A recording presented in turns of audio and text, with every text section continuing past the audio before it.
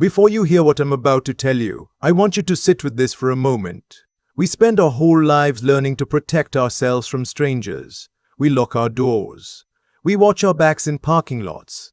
We teach our kids not to talk to people they don't know. But nobody ever sits you down and says, watch out for the ones who love you. Or at least the ones who say they do. My name is Arthur. I'm 63 years old. And I almost lost everything I spent 4 decades building. Not to a thief, not to a scam call from overseas, but to a gift wrapped in brown shipping paper sitting on my front porch on a Tuesday morning in November. Ask yourself this while you listen. If someone you trusted handed you something that was slowly unraveling your life, how long would it take you to notice? I live in Greensboro, North Carolina. Brick ranch house on the east side of town. The kind of neighborhood where people still wave from their driveways, and the oak trees are older than most of the marriages. I retired 2 years ago after 31 years as a shift supervisor at a textile distribution facility just off Interstate 40. Not glamorous work. The kind of work that gets done in the background, so everything else can move forward. I was good at it. I knew every process, every shortcut, every way a system could quietly fail before it announced itself. That turned out to matter more than I knew. My wife passed away 6 years ago. Congestive heart failure, quick at the end, but long before that. Her name was Evelyn. After she was gone, the house got real quiet. Not the peaceful kind. The kind that presses on you at 2 in the morning when you can hear the refrigerator running from the bedroom. My stepdaughter Renee came back into my life after that. She's Evelyn's daughter from her first marriage. 38 years old. Sharp in the way people get when they've had to fight for things. We'd had a cordial relationship over the years. Nothing warm, but nothing broken either. After Evelyn died, she started calling more. Checking in. Offering to help with things around the house. I was grateful. Genuinely. Grief makes you lean into whatever warmth you can find. That November morning, I found a package by the front door. Brown cardboard, my name in Renee's handwriting. A little printed card taped to the top. Thought of you. Happy early Thanksgiving, Arthur. Inside was a smart home speaker. One of those cylindrical things you set on the kitchen counter and talk to. Plays music, answers questions, reads you the weather. She'd already set it up, she said in the card. Just plug it in. I brought it inside and plugged it in on the kitchen counter, right next to the coffee maker. That's where it sat. For 3 weeks I talked to it like it was another appliance. Asked it to play Otis Redding. Asked it to score of the Panthers game. Talked on the phone near it about money, about my health, about my friend Walter's retirement plan. About the life insurance policy I'd updated the year before. Ordinary conversations. The kind you have when you think the room is empty. My neighbor Earl is the one who noticed. Earl Simmons has lived across the street from me for 19 years. Retired Army Signal Corps, same as his father. One Saturday he came over to help me fix the back fence and ended up in the kitchen getting a glass of water. He looked at the speaker sitting there, then looked at me, and the expression on his face shifted. Not alarm, not yet. Just that quiet, careful look a man gets when he's calculating something he doesn't want to be calculating. He picked it up, turned it over, set it back down. Then he said, real low, Arthur. When did you get this? Renee sent it, I told him. Thanksgiving gift. He didn't say anything for a moment, just stood there with his hand still near it, not touching it, like it was something that might move. Has she been over here since you set it up? Once, I told him. 2 weeks ago. Said she wanted to see how it looked. Earl nodded slowly. I need you to call someone, he said. I laughed it off at first. Told him he'd been watching too many crime shows. He didn't argue with me, just asked me one question. In the last 3 weeks, has Renee brought up anything about your finances or your health that you don't remember telling her? I stood there in my own kitchen and thought about it. And the floor dropped out from under me. 2 weeks before, Renee had called and mentioned, casual as anything, that she'd heard interest rates on home equity lines were favorable right now. If you were thinking about using your house to fund anything, now might be the time. I thought it was odd, but chalked it up to her working in finance. The week before that, she'd asked if I'd been to the doctor lately, if I was keeping up with my checkups. Said she'd read that men over 60 often let things slide. And just 3 days ago, she'd texted asking if I'd thought any more about getting some help with the paperwork side of things. I hadn't brought up paperwork with her once. I drove myself to the Guilford County Sheriff's substation the next morning. The waiting room was the same as every waiting room in every government building I'd ever been in. Fluorescent lights, plastic chairs, a water cooler with a half-empty jug. The detective who came out, Detective Anita Reeves, according to her badge, looked at me with the focused patience of someone who had heard 100 versions of a story and was deciding which version mine was. I set the speaker on the table between us. She had a tech from the department examine it while I waited. I drank 2 cups of coffee and listened to a clock on the wall count out the slowest 40 minutes of my life. When Detective Reeves came back, she brought the tech with her. He was young, maybe 30, with the careful eyes of someone who dealt in things other people couldn't see. He placed the speaker on the table. "This device has been linked to a secondary account," he said. "Not yours. All audio activity has been streaming and logging to an external profile." I asked him what that meant in plain language. He said it meant someone had been listening. Reeves looked at me steady. "What you do next matters," she said. "Don't confront anyone. Don't change anything in your routine. Act exactly as you have been." Driving back home, I gripped the steering wheel and made myself breathe. I thought about the night Evelyn passed, about how Renee had stood at the hospital and cried, and how I'd put my arm around her, because I thought we were the same kind of grief. I thought about every conversation I'd had in that kitchen, about the life insurance figure I'd mentioned to my friend Walter on speakerphone, about the time I'd said out loud, to no one in particular, that I needed to get my estate documents updated, about everything I'd handed over without knowing. I put the speaker back on the counter when I got home. That night, I sat at the kitchen table and stared at it for a long time. Small, unremarkable. The kind of thing that just fades into the background of a house. That almost made it worse. The next morning, I started feeding it.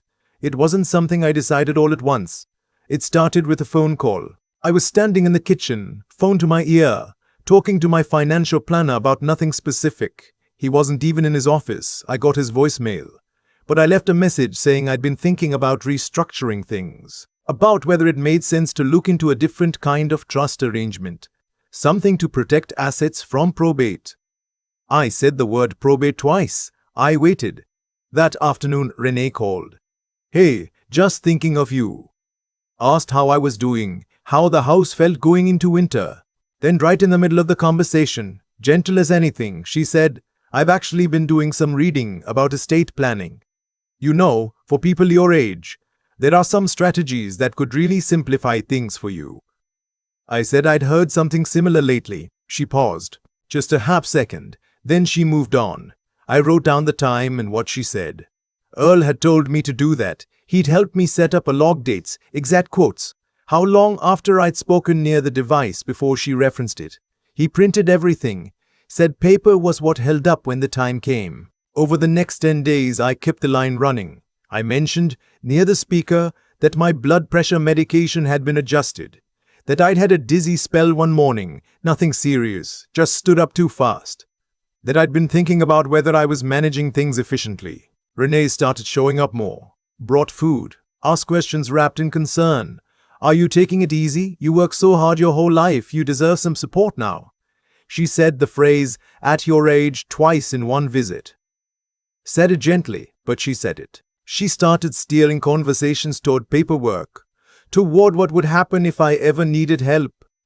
She mentioned a financial power of attorney once, said she'd looked into how it worked in North Carolina, said it might give me peace of mind. I nodded and told her I'd think about it. I did not think about it. I called Detective Reeves. Reeves told me what I was starting to understand on my own. Financial exploitation of older adults is the most underreported crime in the country, she said. Most of the time, no money has moved yet when we find it. That's actually the window we want. She paused. She hasn't asked you to sign anything yet? Not formally, I told her.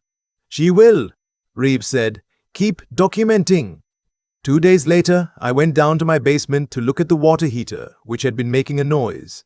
While I was down there, I opened the old metal filing cabinet I'd had since Evelyn and I first moved into this house. It's the kind with the drawer that sticks and makes a sound like a complaint every time you open it. Inside, between the tax returns and the car titles and the warranty cards for appliances I don't own anymore, I found something that shouldn't have been there. A manila folder. New. Too clean for where it was sitting. Inside were printed documents. Legal templates. The kind that look official from a distance but are formatted in a way a real attorney wouldn't use. Headers in bold. Carefully chosen language. North Carolina Durable Power of Attorney. Declaration of Incapacity. A worksheet of sorts with a column of handwritten notes in Renee's handwriting. I knew her handwriting from the birthday cards she'd sent over the years. The notes read, "Forgets appointments. Increased confusion. Confirm with doctor. Medication management concern. Consider timeline for petition." My hands went cold. Not shaking. Cold. The way hands go when your body is deciding whether to fight or go very still. I sat on the bottom basement step and read every page twice.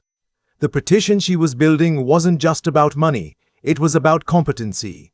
About replacing my legal right to make decisions with a document and a signature, engineered from the outside to look like it came from concern. I thought about every dizzy spell I'd mentioned near that speaker, every time I'd said my memory wasn't what it used to be.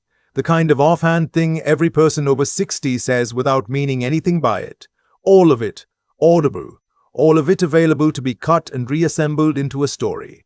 Upstairs, the house was quiet. I closed the folder, put it back exactly where I'd found it, and went to work on the water heater. That afternoon, I drove to BB&T. Truest now, they keep changing the name, and had a conversation with a branch manager I'd known for years, a steady woman named Karen who had handled Evelyn's and my account since the early 2000s. I didn't accuse anyone. I asked questions. Whether anyone had inquired about my accounts recently, whether anyone had contacted the branch about my capacity to manage my affairs. She was quiet for a moment before she answered. She said a woman had called about a month ago, said she was my stepdaughter and that she was helping me manage things, asked about the account balance structure, asked specifically about the process for changing authorized signatories. Did she have authorization? I asked. Karen folded her hands on the desk. She said you are going to be granting it soon. I thanked her, kept my face even, and drove back home. I called Detective Reeves from the parking lot of a Bojangles on Battleground Avenue and told her everything. The folder in the basement, the bank call, the timeline. Reeves was quiet for a moment after I finished. Then she said, "I want to bring in our Elder Financial Crimes Unit. This has crossed a line."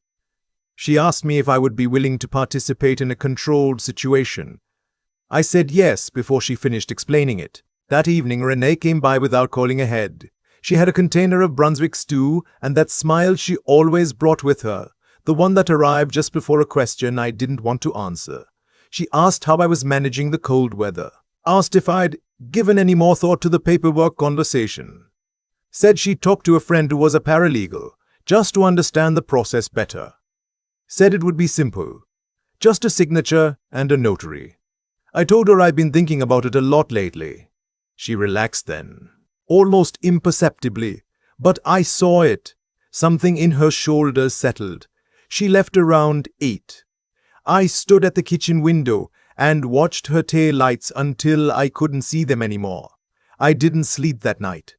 I lay in the dark and thought about the years I'd spent keeping things running. The facility, the house, the family.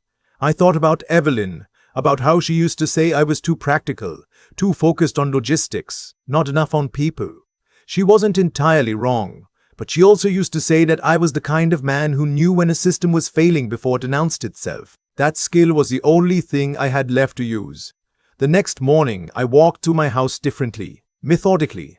I checked accounts, changed passwords, made calls to my attorney and my insurance broker and my financial planner, each time from outside, away from the kitchen. I told them what was happening.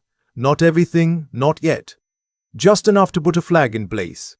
Then I went back inside, put on coffee, stood near the counter and said out loud, conversationally, like I was talking to myself, because I often did, that I'd been thinking Renee was right.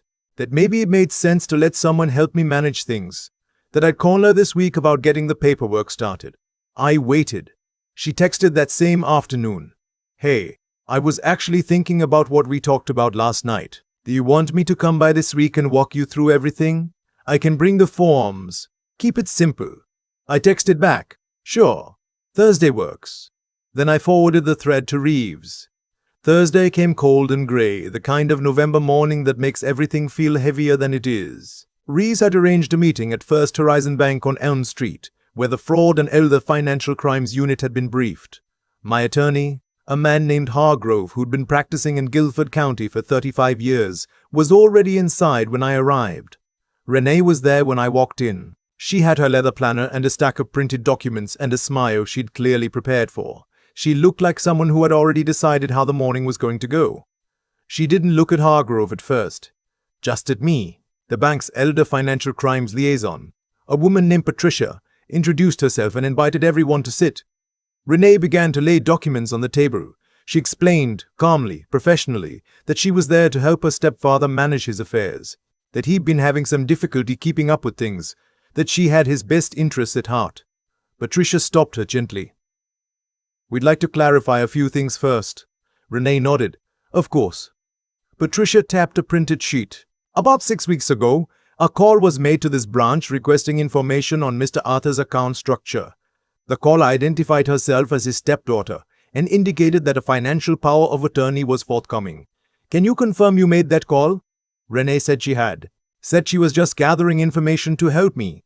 At the time of that call, you had no legal authorization to inquire about Mr. Arthur's accounts. Renee's jaw tightened slightly. I was acting on his behalf informally. Detective Reeves leaned forward. That's one way to describe it. She placed a folder on the table. These are photocopies of documents found in the basement of Mr. Arthur's home. A durable power of attorney template and a declaration of incapacity worksheet, both with your handwriting in the margins. Renee looked at me. For the first time, the composure slipped, just a fraction. I was trying to get organized, she said, for the future, in case something happened. Hargrove spoke for the first time. Preparing a guardianship petition without the subject's knowledge or consent is not organization, especially when paired with financial inquiries made under false pretense. Renee looked back at me again. He's been forgetting things. I was concerned. I met her eyes. I kept my voice level. You were concerned about the house, I said. And the policy. And the trust. You heard me talking about all three. The color left her face. Reeves pressed a button on a small recorder.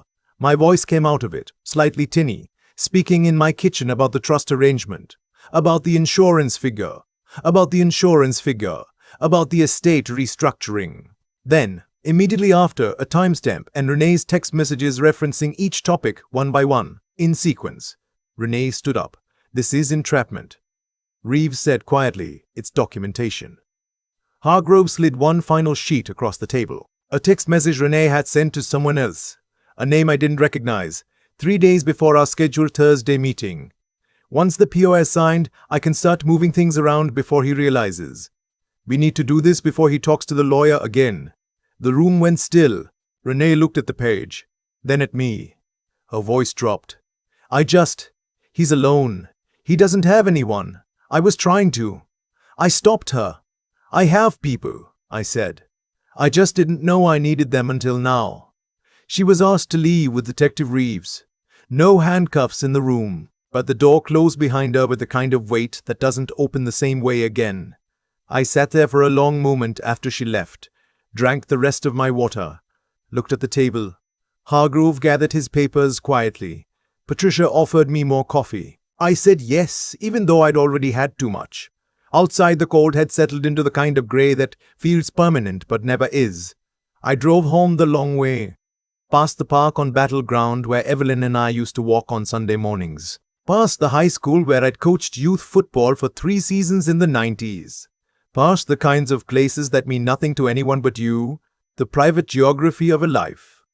When I got home, I stood in the kitchen for a while. The speaker was still on the counter. I unplugged it, not dramatically. Just the way you unplug something that's done all it's going to do for you. I thought about calling Earl. Decided I would, later. He'd want to know it was finished. The weeks after that moved the way things do when you've been running on adrenaline, and suddenly there's nothing left to outrun. Slower. Quieter.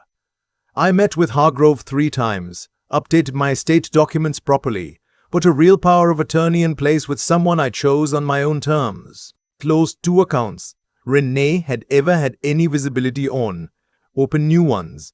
I checked in with Reeves. The investigation was active, she said. She didn't promise me outcomes, but she said the documentation was strong. I'd learned, somewhere in those weeks, not to need the promise of an outcome to feel like I'd done the right thing. Earl and I fixed the rest of the back fence the following weekend. Didn't talk about much. Just worked. At one point he said, "You okay?" And I said, "Getting there." And that was the end of it. And it was enough. I stopped using smart speakers, went back to the radio, the old one on the windowsill above the kitchen sink that's been there since before Evelyn and I were married. It gets 3 stations clearly and 2 more if the weather's right. It doesn't learn anything about you. It just plays. Nights are still quiet, but it's a different kind of quiet now. More honest. There's something I keep coming back to even now.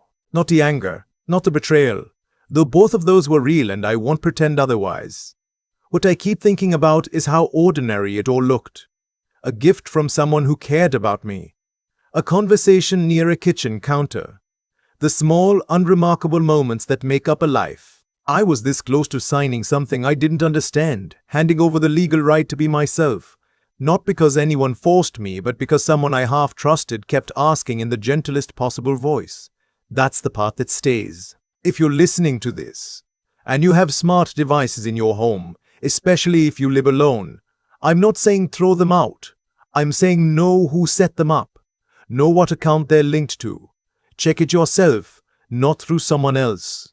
If someone in your family has started showing unusual interest in your finances, or your health, or your future plans, and you haven't invited that conversation, write it down. Date it. Time it. Paper still matters. It mattered in that room on Elm Street. You are not too old to protect yourself. Asking questions is not paranoia. Taking your time before you sign anything is not stubbornness.